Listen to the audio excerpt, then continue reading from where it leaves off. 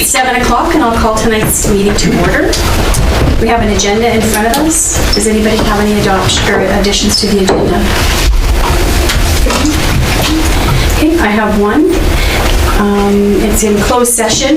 We'll change 13.3 to 13.4 and add personnel into 13.3.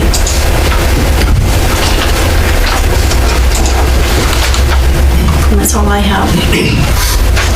Just looking for a motion to amend or to accept as amended. Councilor Fraser? I so move. All in favor of that motion? Carried. I'll go on to previous minutes, number 4.1, to adopt the regular council meetings on December the 1st. Councilor Alderson? I'll make a motion to adopt the December 1st minutes. All in favor of that motion? That's carried. We have 4.2 to adopt the budget meeting minutes of December 2nd and 3rd. Councilor Ald? I'll make that motion. All in favor of that motion? That's carried. Thank you. Delegation business. We'll move right on to new business, 7.1, operating and capital budget. I'll turn that back far over to Lisa. Good evening, Your Worship and Council. So this briefing is to bring back for formal approval the 2021 operating and capital budget. We spent 2 days in deliberations. If you go to page 4 of the document, I tried to kind of highlight the changes and then some of the key components of the budget. So there's 6 changes, one in operating, which was a removal of $600 of benefits from Councillor Fraser's budget. Rather than just put that into, that would end up going into transfer to surplus, I took a risk and I put it into the election budget, and it just raised it from $15,000 to $15,600, just because it keeps it, that expense, in the same category and then doesn't flow through numerous documents. It was just a bit of a housekeeping item. So I did remove that. We had 5 changes in the capital budget. We removed the general budget item from fire capitals for $25,000. We changed the lagoon blower block and the lagoon grinder to recognize a 20% contribution from the county. There was 2 projects that had been listed that basically, well, one, the bronze statue, there was no grants available, and the dressing room expansion were removed. And we will conduct a study to identify options and then bring something back at a later date. And the NSRP infield upgrades for 70 were also removed, and contingent on, again, having an engineering study for the structures there, and if things proceed, then that will be brought back at a later date. There was one additional item that we identified after the meetings, and it was just something we missed. So both the rec software and the pool HVAC are eligible for county contributions, so we took the liberty of adding that in and adjusting the revenue from reserves by $13,750. So that's also included. I'll just walk through the highlights really quickly. Basically, the total operating budget is $23,343,000. It's actually $11,800 and change less than last year's budget. There's a 0% tax increase and a 0% increase in utilities, and overall staffing has been reduced by 1.74 full-time equivalent positions. Our assessment is at $915 million, which is actually an increase of $3.4 million from 2020, $4.2 in non-residential, and a decrease of $831,000 in residential.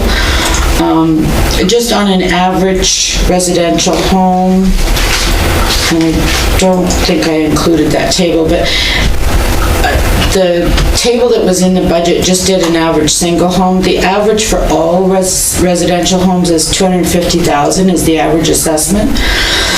So the average tax would, for a home of that value, would be $3,000, of which that would be $718,000 of educational tax and seniors requisition, and $2,319 for property taxes. I did include a graph just to show that 76 cents on the dollar for tax collection goes to the town, and the other 24 cents goes to our requisition authorities. I also included, and I was trying to make this so that if somebody external to the organization is reading this, they'll kind of get some of the highlights of the budget. So I included the allocation of tax dollars, or what a dollar of taxes goes for. Also talked about the utility rates, so that there's no increase. Based on 13 cubes for consumption, water and sewer would be $84.72 a month. Our capital projects are totaling $10,307,900. This is higher than previous years, and the two major items is, one is we have budgeted $1.9 million for a new airport terminal, and I note that this project may come in lower. It's just that we're earmarking those funds. And the wastewater treatment plant that is moving forward, and there's approximately $20 million in the budget for this project. I gave you a summary of the project totals below by division and where their funding sources are coming from.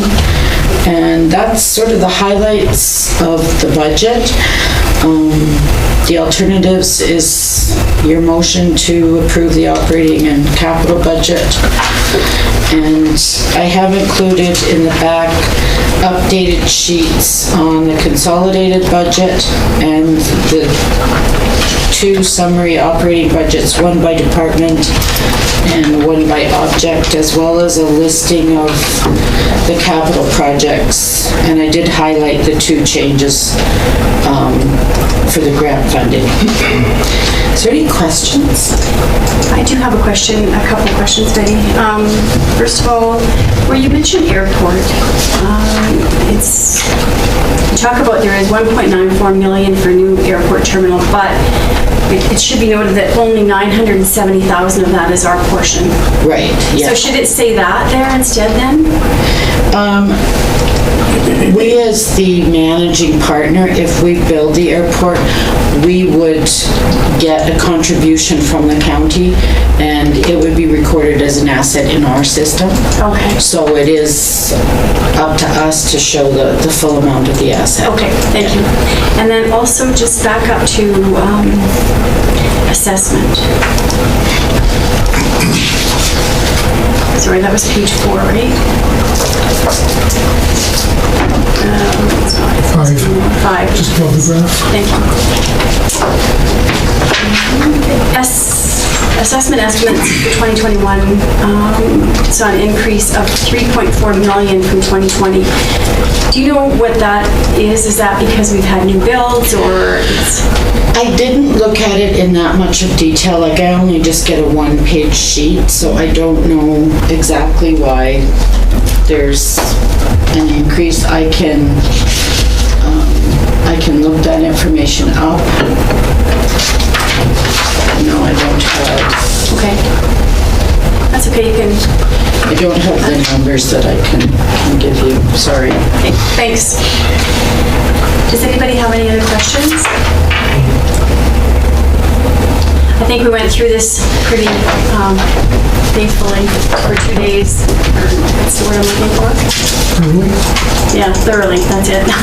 Thanks. And again, I just want to take this opportunity to thank you and all admin and staff and council for putting so much effort into this. I know it was really important for us to find any efficiencies, and I know that was accomplished. So thank you very much. Councillor Alderson? Make a motion that council adopt the 2021 operating and capital budget with total revenues of $30,121,308 and total expenditures of $26,519,387, which includes non-cash amortization of $3,175,600 in capital projects for assets in the amounts of $10,307,900. My apologies. Any a lot other? of digits in Sounds there. good. Good job. I know those numbers. I should have said I accept the alternative, yeah. No, I think for the budget, I think it is great to read it out, so. Any other comments or questions before? Okay. All in favor of that motion? That's carried. Thank you. Thank you. Thank you very much. Okay. Seemed simple before I started speaking. Correspondence for action, of course. So basically, we're on to 9.1. Just a motion to accept correspondence for information for 9.1 to 9.3. Councillor Brown. Okay, motion to accept items 9.1 to 9.3 as information. Councillor Fraser. Oh, no, sorry. I was All in favor of that motion? getting excited. Okay. Carried. Thank you. The action list. Moving on to 10.1.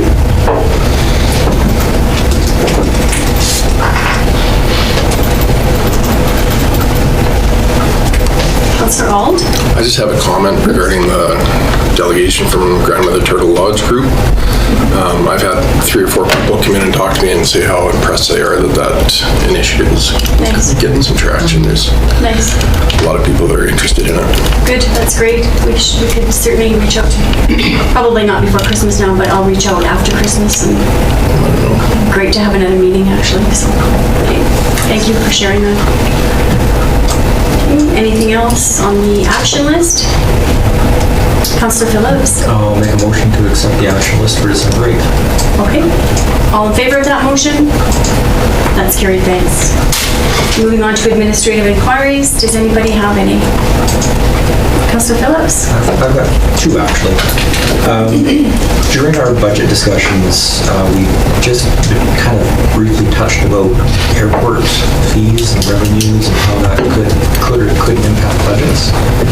I was just wondering if we could get a little more detailed report into what other communities do for landing fees, just for budget, or for not for budgetary purposes, council information. Yeah, Your Worship, we can research that for different fees. And the second inquiry I had is, I was on a elected official course, and one topic that was brought up is with the upcoming elections next year. January 1st is technically when people can nominate themselves to run. But one thing that I don't, and during this conversation, I'm not sure if this is true or not, but no time frame was addressed for how long election signs could be up. And I just want to make sure that we don't have it in there that January 2nd we have election signs up. That's a fairly long period of time. That's a town bylaw, isn't it? Election sign? Yeah, Your Worship, I'll have to look into that and bring it back to council.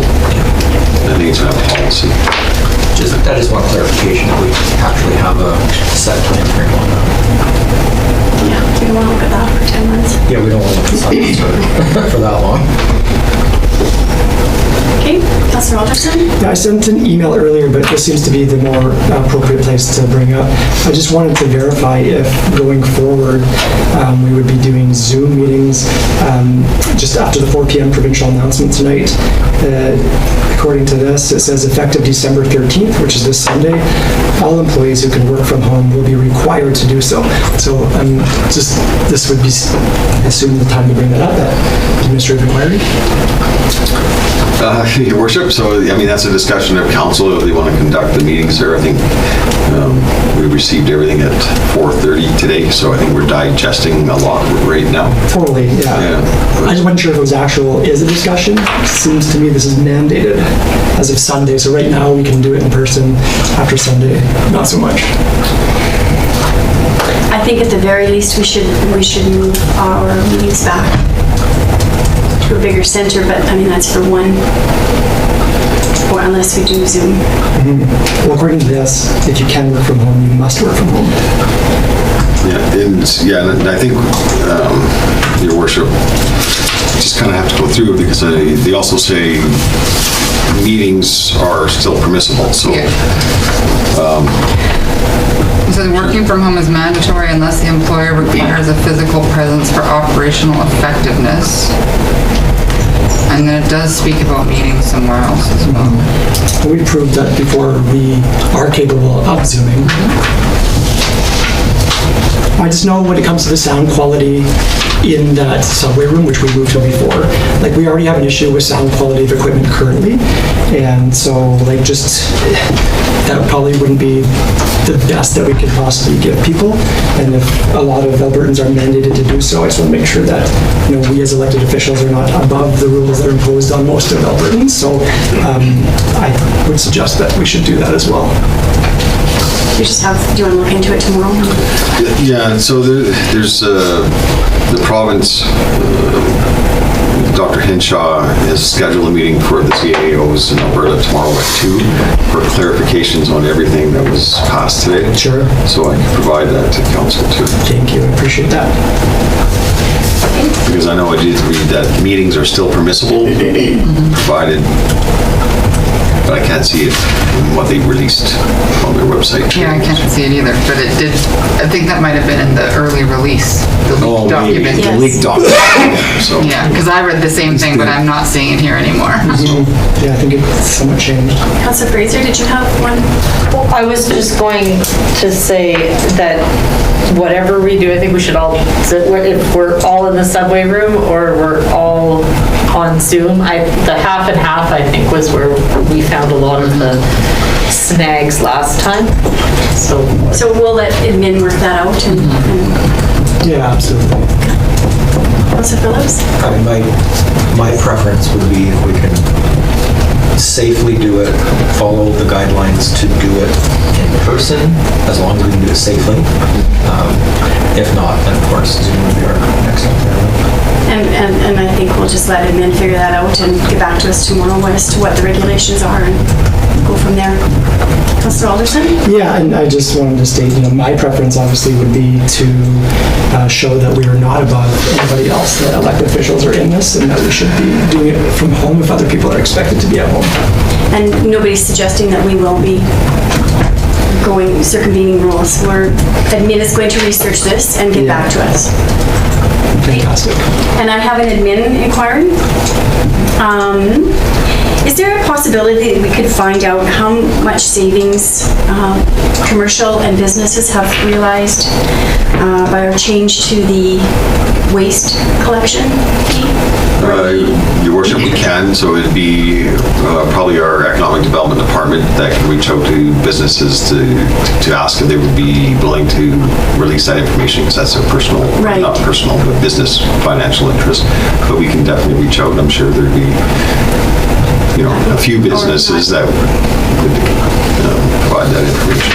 Yeah, I'd be just really interested to see if their bottom line has changed since that came into effect on November the 1st. Was it? Yes. November 1st. Okay, thank you. Any other administrative inquiries? Okay. Any notices of motion? All right. Seeing none, I will call a 10-minute break.